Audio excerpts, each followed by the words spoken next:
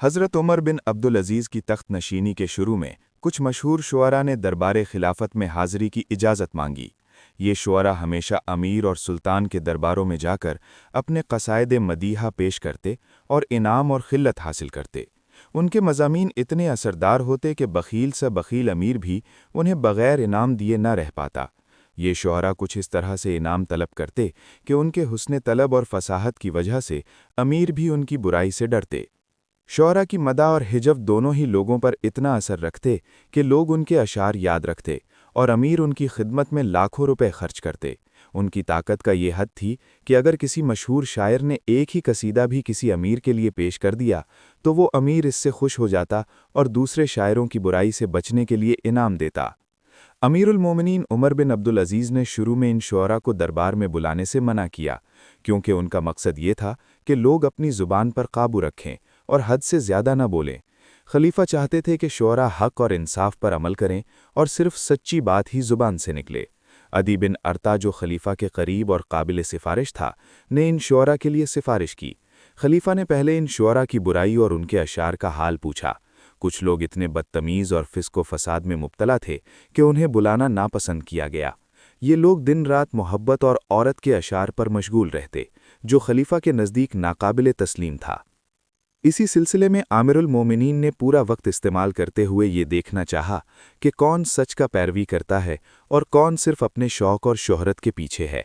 उन्होंने देखा कि कुछ शुअरा सिर्फ अपनी खुशी और इनाम के लिए मदा और हिजव पेश करते हैं और उनका असल मकसद सिर्फ अपना फ़ायदा है। खलीफा के लिए ये ज़रूरी था कि वो सिर्फ उन्हीं को दरबार में लाएं जो हक़ पर अमल कर सकते और जिन्होंने अपनी ज़ुबान पर काबू रखा हुआ था। आखिर में सिर्फ मशहूर शायर जरीर को हाज़िरी की इजाज़त मिली। जरीर बहुत महारत रखता था और फिल बदीहा अशार पढ़ सकता था। दरबार में जाकर उसने सच्चाई और इंसाफ के बारे में अपनी मदह पेश की। खलीफा उमर बिन अब्दुल अज़ीज़ ने जरीर को सिर्फ 10 अशरफियाँ इनाम में दीं, लेकिन जरीर ने इसको अपनी ज़िंदगी की सबसे अच्छी कमाई माना और अल्लाह का शुक्रिया अदा किया। जरीर ने अपने अशार में खलीफा की इंसाफ पसंदी और रियाया के लिए उसके एहतियात और सख्ती का जिक्र किया। उसने बताया कि रियाया के लिए एक हुकूमत का असल मकसद ये होना चाहिए कि वो हक़ और इंसाफ के साथ फ़ैसले करे।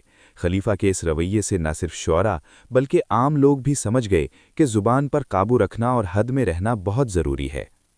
इस वाक़या से शुअरा और लोग समझ गए कि हुक्मरान के फ़ैसले में इंसाफ और हक़ पर अमल सबसे पहले है।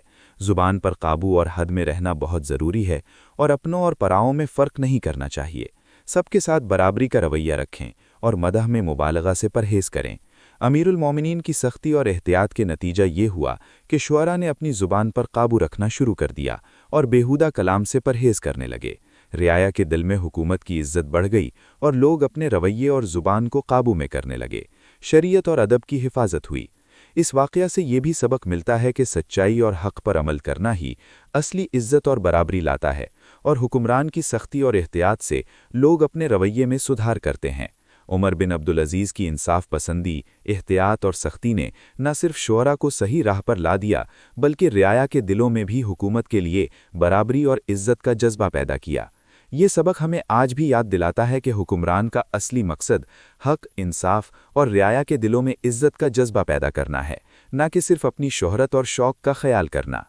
इस जैसे सच्चे वाक़े को मज़ीद सुनने के लिए हमारे चैनल को सब्सक्राइब करें और हमारे हौसले को मज़ीद बढ़ाने के लिए लाइक करें। और अगर आपके ज़हन में कोई कहानी है जिसको आप देखने की ख्वाहिश रखते हैं तो कमेंट करें।